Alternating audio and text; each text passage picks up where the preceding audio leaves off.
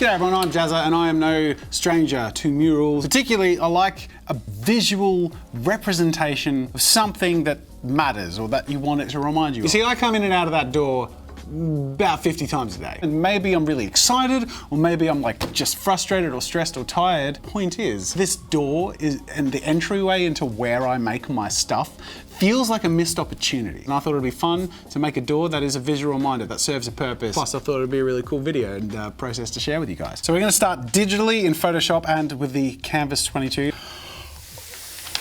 Oh, that's satisfying. This video is sponsored by Huion and we'll get to that later. First things first, I'm gonna measure my door. 805, 20, 40. Boom. Right, so I have a reference folder here. And I've filled it with a whole bunch of pictures that remind me of things I've made in the past. So I'm gonna go ahead and make a bit of a mishmashy collage. It all is interconnected, and it's funny how, like, as representations of moments in time, that's sort of one of the coolest things I like about murals. They help you reflect on things and represent something that help you propel yourself forward. And that's what I'm driven to create another one for today.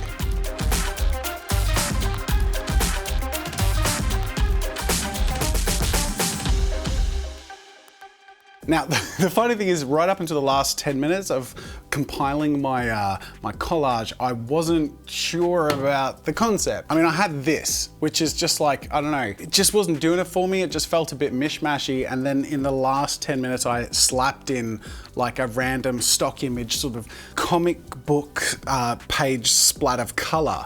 And it turned into this, and I was like, ah, there it is. So then I just Photoshopped it on top of the door, and it's perfect. It's amazing. It's everything I want it to represent and feel like and look like. I love it. I think I'm ready. So with the door sanded and taped and ready to paint on, I just needed to get my art on there. Easier said than done. I scaled up and copied over the art using the grid method, where both the door and my reference were divided into the same amount of squares, and using the intersecting lines of the grid and where the lines of my artwork cross as a reference, I slowly but surely sketched the artwork onto the door. Transferring the artwork over was super time consuming, especially since I wanted to nail the proportions and feel. But by the time it was coming together, the payoff was pretty satisfying. And because I placed the grid down with the chalk line, and because I'm sketching with pencil, it meant I could clean up the artwork during the line work process pretty easily.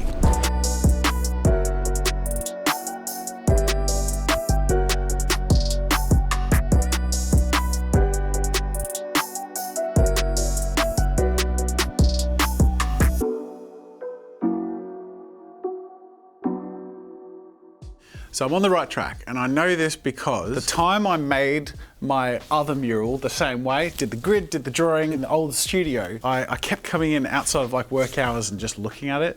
And last night I finished up, packed up, turned everything off, and then I found myself sort of coming in here and just turning on the lights and just looking at it.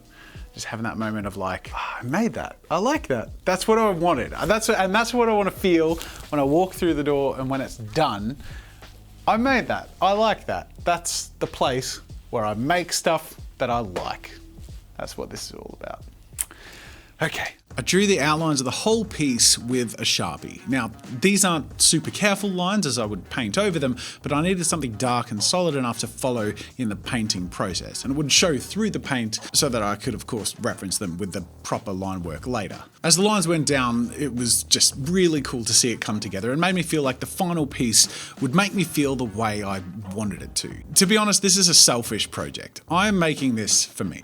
I think, frankly, my days are much more fragmented than they used to be because of the, I don't know, just the plethora of calls and responsibilities. And as a result, often when I'm coming in and out of this door, I lose sight of what I'm doing, or find it hard to find that creative spark every now and then if I get stressed. I wanted to make an artwork on this door that looks cool for you guys, but also, more than that, I wanted to make something for myself to remind me of the things that inspire and motivate me, and how I'm capable of inspiring and motivating other people through my creativity.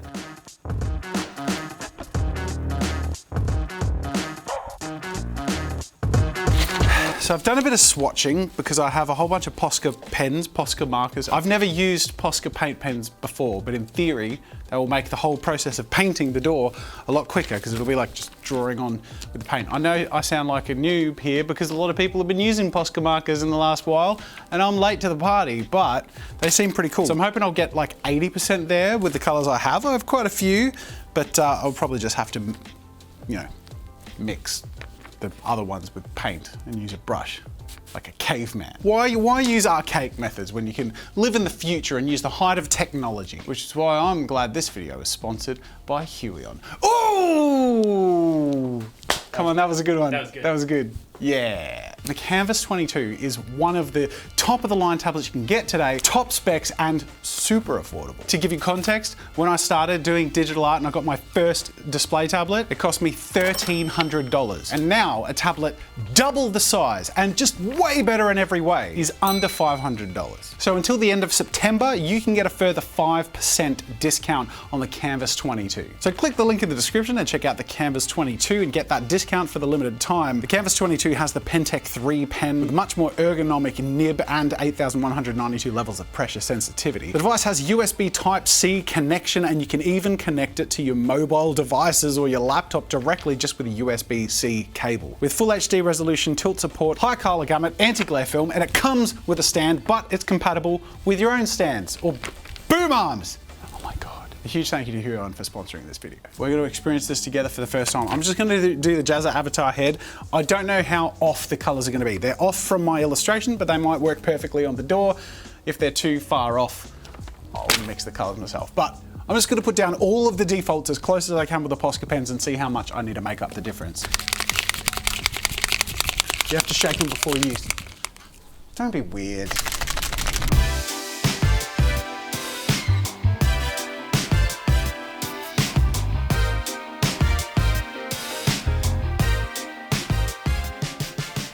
Alright, I gotta say, these Posca marker things, they're alright. They're not perfect. Some of the nibs died pretty quickly, and it takes quite a few layers to get an even coat. And honestly, the finish is a little chalky. But pickiness aside, the simplicity of the use of these markers was amazing. It easily halved the amount of time it would have taken to do this project were I to mix and brush on the colors. And the vibrancy and quality with which the colors work together was also pretty nice too. Smooth. Real smooth. Yeah, do it again. We'll edit out everything except for the success. Okay.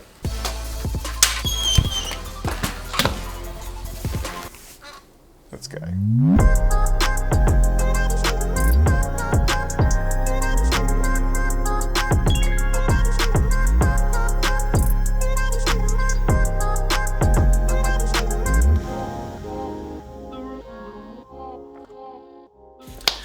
Alright, so I've left it to dry over the weekend and I'm back at it now. It's really cool. I'm really happy with how it's turning out so far.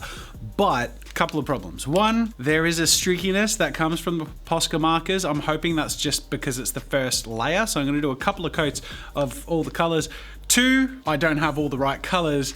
And even if I do, like this gray for that dude in the bottom left, this is like perfect, I think, for that dude, but it's the only gray marker I have, and that nib is not loving it. Overall, I think the foundation has been put down a lot quicker than if I were manually painting it and mixing colors. And I don't know, there's like a uniformity to the colors that I really enjoy. I don't know, I'm feeling good about this one. I think it's gonna be cool. So once one full layer of color was down, I went through the whole piece and added area by area another 2 to 3 coats of color to make the finish and texture as flat and even as possible. As the colors became as solid as I could make them, I started laying in some of the textures and dot patterns present in the background. This quickly added a sense of depth and variety to the piece, where I was getting more and more excited to see it all come together in the final line work phase. But before I could do that, there were simply some colors I didn't have in the Posca markers, so I just mixed and tested some acrylic paints and then evenly applied several coats to the areas that needed more of that color accuracy, specifically the Tale Teller's outfit and the Jazza avatar's hair.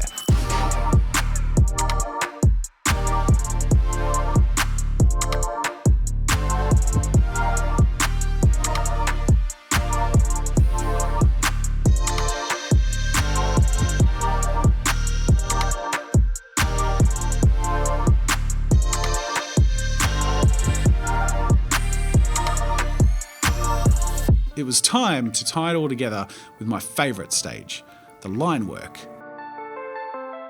And just watch how it makes this baby transform. It's a bit satisfying.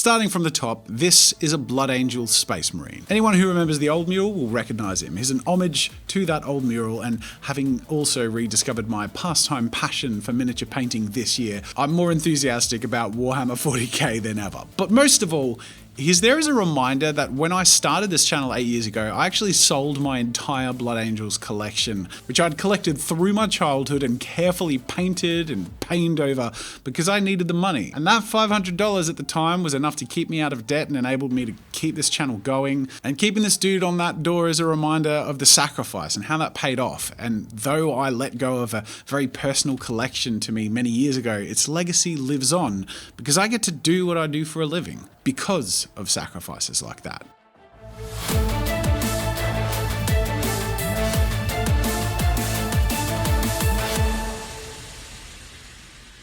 These two characters are from my How to Draw book, Creating Characters, my first and only published book, and a childhood dream come true. I collected How to Draw books all of my life, and these characters represent that accomplishment, a bit of a bucket list item, and of course my love for adventure and character design.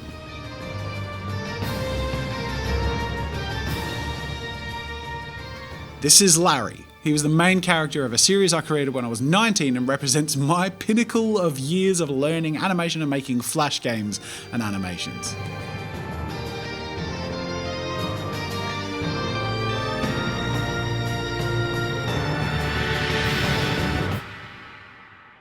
This dude is actually not my creation. He actually comes from a sketch drawn for me when I was 10 years old by a family friend who actually worked for Disney. My dad took me to visit him one day to see what work as an animator was like, and he just drew this guy like it was nothing, and it blew my mind. I've kept a copy of this quick sketch he did ever since, and though he's probably entirely forgotten about it, the inclusion of this character on my door represents the fact that though I may not know the impact of my work, by letting you guys into my world and sharing what I do, there might be people who take something small with them for the rest of their life that inspires them, that makes them want to create or emulate what I do. When he drew this, I wished I could make things like that, and now I get to every day. This is the Tale Teller. He's a character of an animation of the same name that took me 10 months to make, I got underpaid for and overworked like a madman to finish, and it's one of the things I'm most proud of.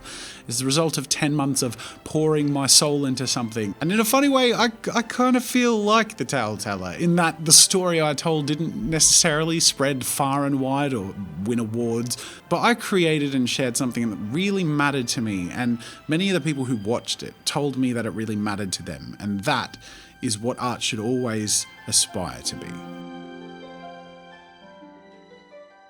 And last but not least, my avatar, a representation of who I get to be and the fun I get to have and the things I get to discover and the gratitude I have that you let me into your creative journey.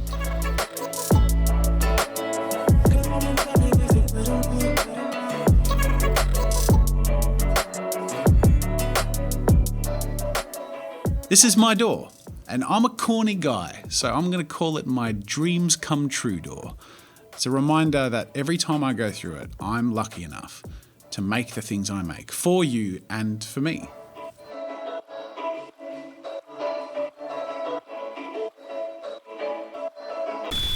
Fire! Get a fire extinguisher! I thought there was a smoke machine. Hurry up! Are you f***ing kidding me? Hurry! I didn't even know we owned a f***ing toaster! What? Jesus, dude! Just kidding.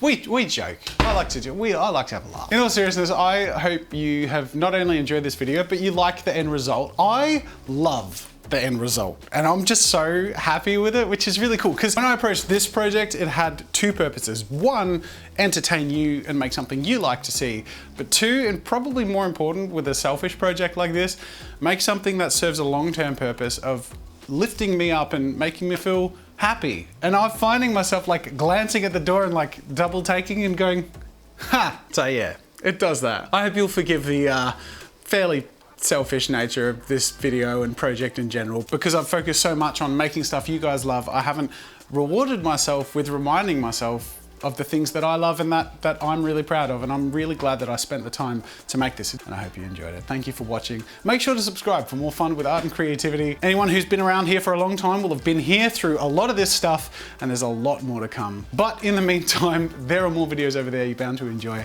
Thank you so much for watching, and until next time, I'll see you later.